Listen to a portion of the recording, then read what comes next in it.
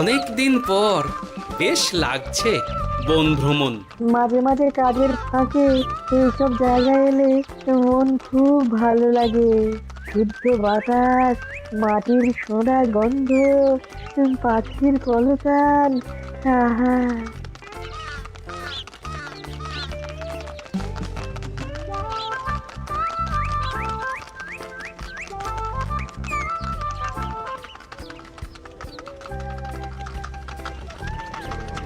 মহারাজের রথ থামছে।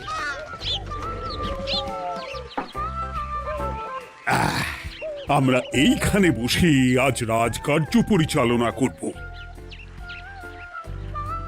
মন্ত্রী, তুমি ঝটপট এখানে বসার বন্দোবস্ত করে দাও। আমি এক্ষুনি ব্যবস্থা করে দিচ্ছি মহারাজ। এই এখানেই আমাদের বসার জন্য ছাউনি করে দাও। এক্ষুনি করে দিচ্ছি মন্ত্রী মশাই। এরা বসার জায়গাটা করে দিক, ততক্ষণ আমরা একটু হেঁটে আসি।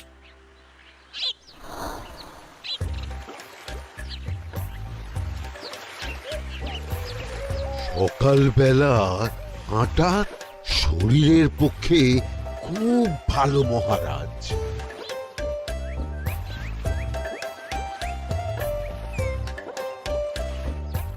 আগেকার দিনে রাজা মহারাজরা এই সব বনে মৃগয়া করতে আসতেন। মৃগয়া একদম ভালো নয় মন্ত্রী। তুমি জঙ্গলে আসছো অন্য প্রাণীদের মারতে। কেন মারবে? ওরা তো তোমার কোনো ক্ষতি করেনি। না, তা করেনি, কিন্তু তখন ওটা রাজা মহারাজাদের খেলা ছিল। শুনেছি আপনার প্রপিতামহ খুব ভালো বাঘ শিকার করতেন, অনেক বাঘ মেরেছেন। মন্ত্রী, তুমি একটা কথা হয়তো জানো না। আমার প্রপিতামহ শিকার করতেন, কিন্তু কোনো স্বাভাবিক জানোয়ারকে নয়। যে বাঘ মানুষ খেকো হয়ে প্রজাদের ক্ষতি করত, আমার প্রপিতামহ সেই সমস্ত বাঘদেরই মারতেন। এছাড়া উনি বন্য প্রাণী সংরক্ষণ করতে বড়ই ভালোবাসতেন।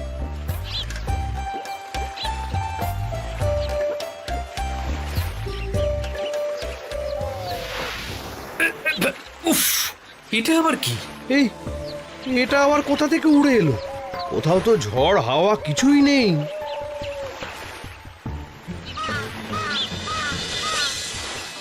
একটা ধাঁধা মহারাজ, এই কাগজে লেখা। ধাঁধা? পড় দেখি।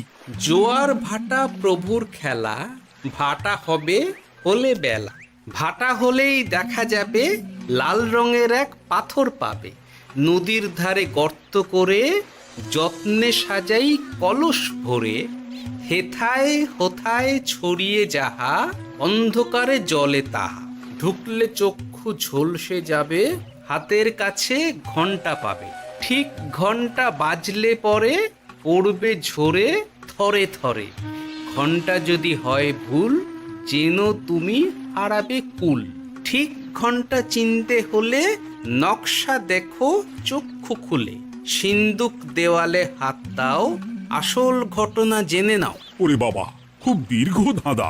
তা মন্ত্রী, তুমি কিছু বুঝলে? এটা একটা গুপ্তধনের নকশা। এর মধ্যে গুপ্তধন কোথায় আছে তার একটা ধারণা দেওয়া আছে। গুপ্তধন? ওটা আমাকে পেতেই হবে, পেতেই হবে। দেখি দেখি, একবার কাগজটা দাও। গোপাল, কাগজটা আগে আমার হাতে দাও, দেখি ভালো করে। এখন নদীতে জোয়ার চলছে গোপাল। একটু পরেই ভাটা শুরু হবে। হ্যাঁ, ভাটা না হলে কিচ্ছু বোঝা যাবে না। এখানে স্পষ্ট লেখা আছে, ভাটা হলেই দেখা যাবে লাল রঙের এক পাথর পাবে। তার মানে আমাদের ভাটা হওয়া পর্যন্ত অপেক্ষা করতে হবে। না, সময় নষ্ট না করে ধাঁধাটার সমাধান করতে শুরু করি। ভাটা হলে একটা লাল রঙের পাথর দেখা যাবে, এই পর্যন্ত পরিষ্কার আছে। বুঝতে হবে ওর পর থেকে। পড়ো গোপাল, চলো আমরা সবাই বুদ্ধি লাগাই। নদীর ধারে গর্ত করে যত্নে সাজাই কলস ভরে। এটার অর্থ, ধাঁধাটা মাথায় বসিয়ে নিয়েছি, এবার কে কি বলবে সেটা শুনতে হবে। চলো গোপাল, আমরা ধাঁধা যেমন যেমন বলেছি তেমন তেমন ভাবেই চলি। চলুন মহারাজ, এখন আমাদের দেখতে হবে লাল পাথর। কোথায় আছে লাল পাথর? চলো চলো সবাই, চোখ কান খুলে আমরা নদীর পাড় ধরে হাঁটি। আমি একটু তফাতে হাঁটি। গুপ্তধন আমাকে একা পেতে হবে। ভাটা হলেই দেখা যাবে লাল রঙের এক পাথর পাবে। আমাকে চোখ কান খোলা রাখতে হবে। লাল পাথর, নদীর চড়ায় লাল পাথর দেখতে হবে। লাল পাথর, লাল পাথর। ওটা কি? তো এই তো লাল পাথর, লাল পাথর। ওরা অনেকটা এগিয়ে গেছে, ওদের আমার দিকে নজর নেই। এই সুযোগ, এই সুযোগ, একা একা গুপ্তধন নিয়ে পালাবো।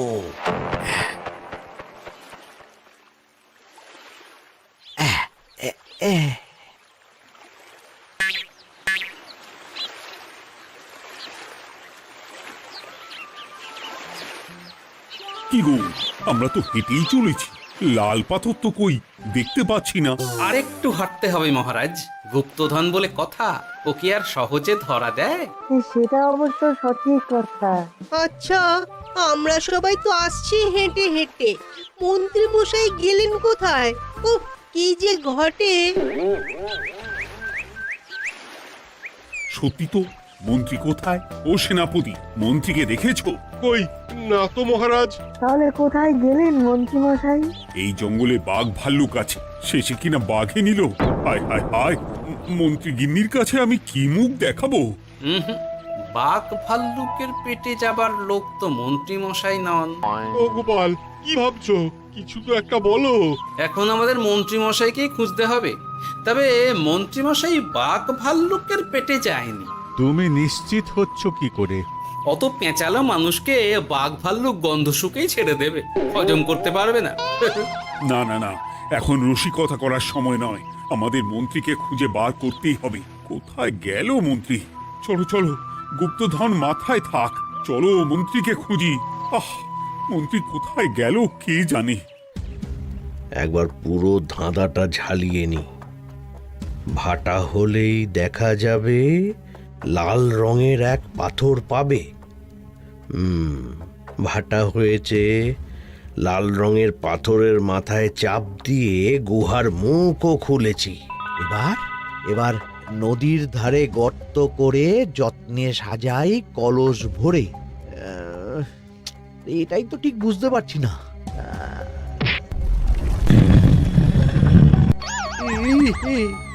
এই রে, এবার কি হবে? হ্যাঁ মহারাজ, কোথাও একটা আওয়াজ হলো। এই, আওয়াজটা কোন দিক থেকে হলো? চলুন সামনে এগিয়ে যাই। আমার মনে হয় আওয়াজটা সামনের দিক থেকে এলো। আমারও তাই মনে হলো। তবে কি মন্ত্রী মশাই লাল পাথরের হদিশ পেয়ে গেছেন? আমাদের চোখে পড়লো না, অথচ মন্ত্রী মশাইয়ের চোখে পড়ে গেল। আসলে আমরা কথা বলতে বলতে গেছি, তাই নজরে পড়েনি। মন্ত্রী মশাই একা একা আমাদের পেছন পেছন আসছিলেন। উনি ইচ্ছে করেই আমাদের পেছনে পিছনে আসছিলেন।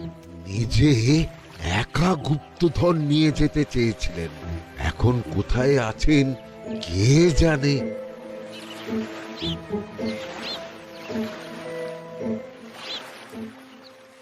এই অন্ধকারে কিছু দেখতে পাচ্ছি না তো।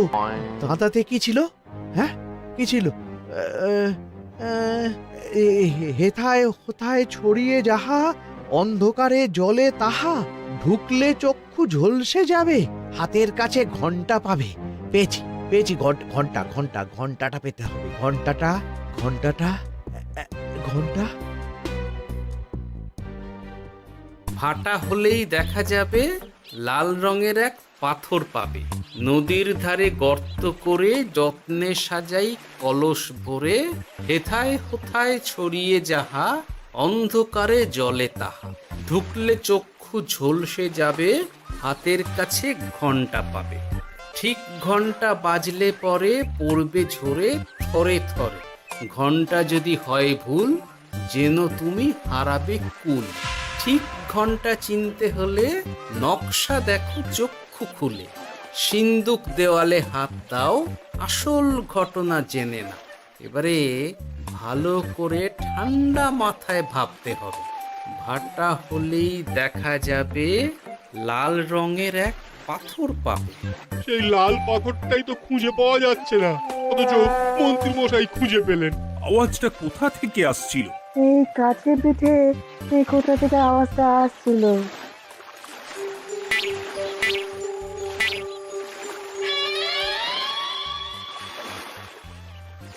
এই তো, এটাই মনে হয় সেই লাল পাথর। একটু নাড়িয়ে চাড়িয়ে দেখি তো কিছু হয় কি না।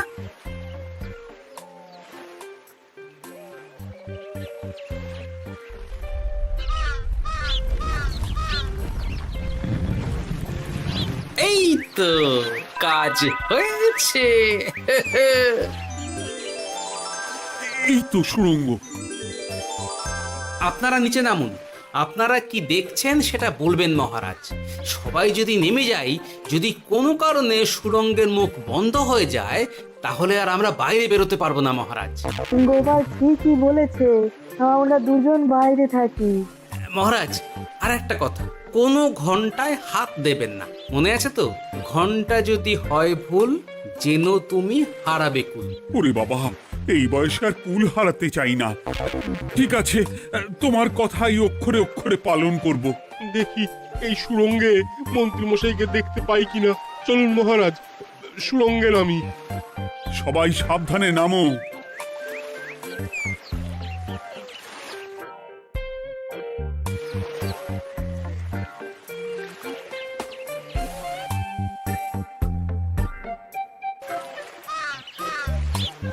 মহারাজ, ওখানে কি কি দেখতে পাচ্ছেন?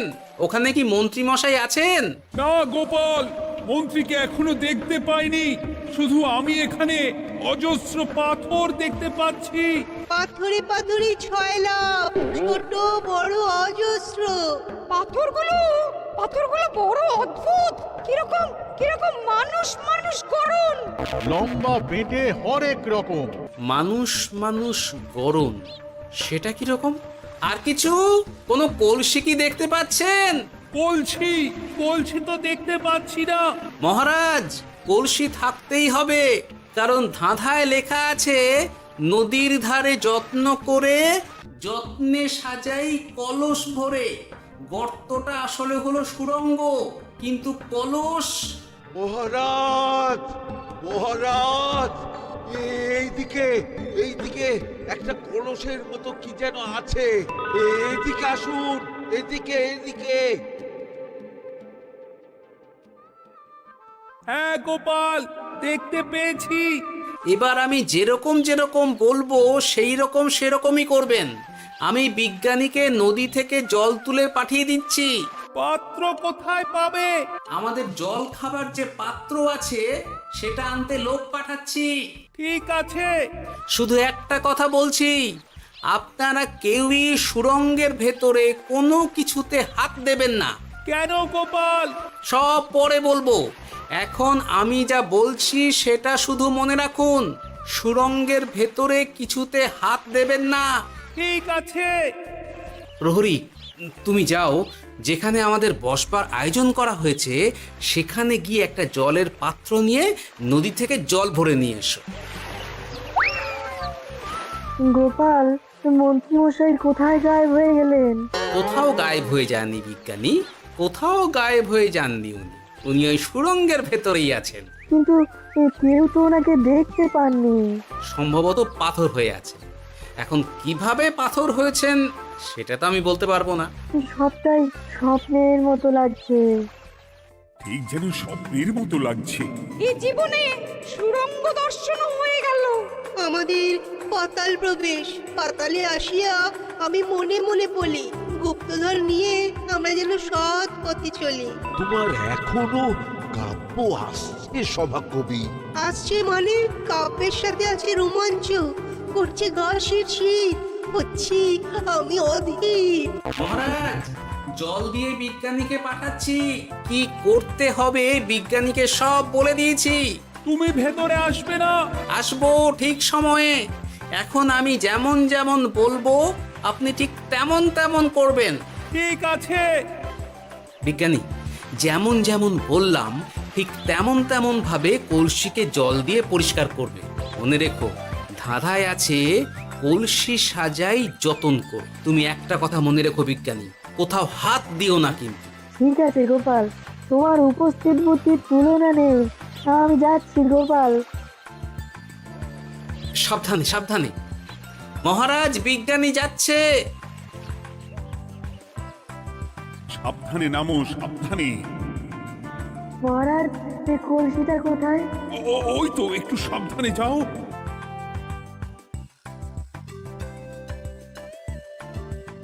বিজ্ঞানী, কলসির দেখা পেয়েছো? পেয়েছি পেয়েছি পেয়েছি। এবারে কলসিটাকে ভালো করে জল দিয়ে ধুয়ে দাও। কলসির আলোয় সুড়ঙ্গ আলোকিত গোপাল। এরপর কি? ভালো করে দেখুন মহারাজ, কোথাও ঘন্টা দেখতে পাচ্ছেন কিনা। ঘন্টা? একটা তো নয়, সার সার ঘন্টা, অনেকগুলো ঘন্টা। সাবধান, ঘন্টায় হাত দেবেন না, শুধু দেখুন।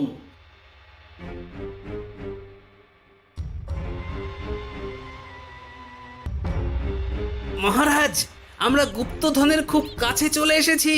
তাই নাকি? কি মজা, কি মজা! এবার খাবো ক্ষীরের গজা। আহ, সভা কবি, চুপ করো। এখনো আমরা গুপ্তধন পাইনি। আমার মুখে দাঁড়িয়ে সবগুলো তারা আঁকা। বিজ্ঞানী, কোন ঘন্টায় চাঁদের নকশা করা আছে কি? একটু দেখে বলো না। আমি আতস কাজ নিয়েই দেখছি, সব ঘন্টাতেই তারা আঁকা। খবরদার, কোন ঘন্টাকেই ছোঁবে না। ঠিক আছে, কোনো কিছু না ছুঁয়ে আমি দেখছি। পেয়েছি গোপাল, চাঁদ আঁকার ঘন্টা পেয়েছি। ওই ঘন্টাটা বাজাও, বাজাও।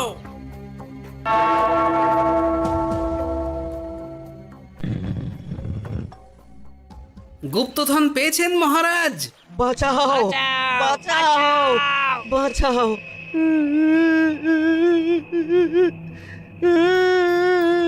বাঁচান মহারাজ, বাঁচান বিজ্ঞানী, মহারাজ। মন্ত্রীর গলা পাচ্ছ না?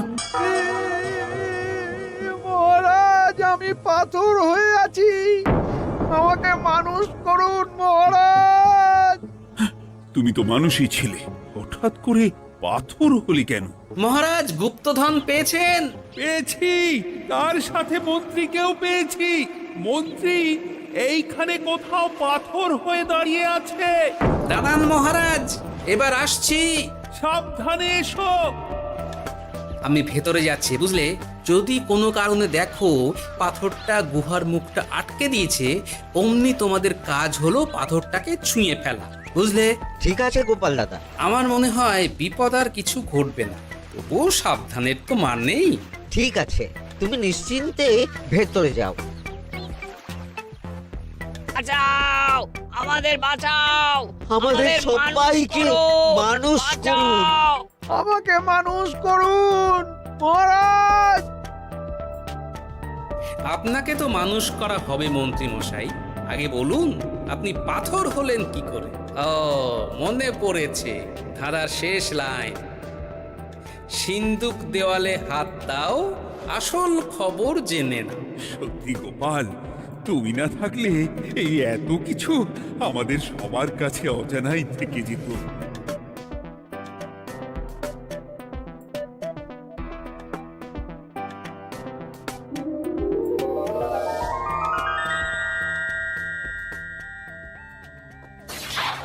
ধন্যবাদ আমাকে মুক্ত করার জন্য।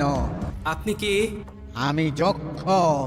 আমাকে এই ধন সম্পত্তি পাহারা দেওয়ার জন্য এক ডাকাত দলের সর্দার যক্ষ করে রেখেছিল। আমি 100 বছর ধরে এইখানে যক্ষ হয়ে আছি। আমি তোমার জন্য মুক্ত হলাম গোপাল। এই সম্পত্তি তোমার গোপাল। সম্পত্তি নিয়ে আমি কি করব? আমি এই সব সম্পত্তি মহারাজকে দান করলাম, রাজ্যের অনেক কাজ হবে। তুমি ধন্য গোপাল, তুমি ধন্য। এবার আমার যাবার সময় এসেছে, আমাকে যেতে হবে। যাবার আগে এই পাথরগুলোকে মানুষ করে যান। এরা সব লোভী, আমি আমার সীমিত ক্ষমতায় এই গুপ্তধনের ধাঁধাকে এখানে যারাই ভ্রমণ করতে আসে তাদের হাতে তুলে দিই, কিন্তু কেউ এই ধাঁধার সমাধান করতে পারে না। সবার মনে লোভ কাজ করে, এই লোভ এদেরকে পাথর করে রেখেছে। পাথর হলো কি করে? একটা মানুষ এসে বুক ভরা লোভ নিয়ে আধা পুরো না জেনে পাথরে হাত দিলেই সে পাথর হয়ে যাবে। আমাদের আমাদের ভুল হয়েছে আর লোভ করব না আমাদের বাঁচাও। আমাকে মুক্ত করে দিন, আমার খুব ভুল হয়েছে মহারাজ, মুক্ত করে দিন আমায়। তুমি এখানে আগে এসেছিলে, তাই তো আগে এসে ভাবলে নিজেই একা একা গুপ্তধনকে হরপ করে দেবে। এদিকে তোমাকে না দেখতে পেয়ে আমাদের কত চিন্তা হচ্ছিল। যারা লোভী তারা কারো কথা ভাবে না, শুধু নিজের কথা ভাবে। আমাকে আর একটা সুযোগ দিন, আমি আর লোভ করব না মহারাজ। ও, তোমার কথার কোনো দামই নেই। না মহারাজ, আমাকে আমাকে আর একটা সুযোগ দিয়ে দেখুন, আমি আর লোভ করব না, আমাকে মানুষ করুন মহারাজ। আমাদের সবাইকে মানুষ করুন, দয়া করে মানুষ করুন। যক্ষরাজ, এদের আপনি ক্ষমা করে দিন। ঠিক আছে, তোমাদের আবার মানুষ করে দিচ্ছি। আহ আহ বাঁচলাম বাঁচলাম।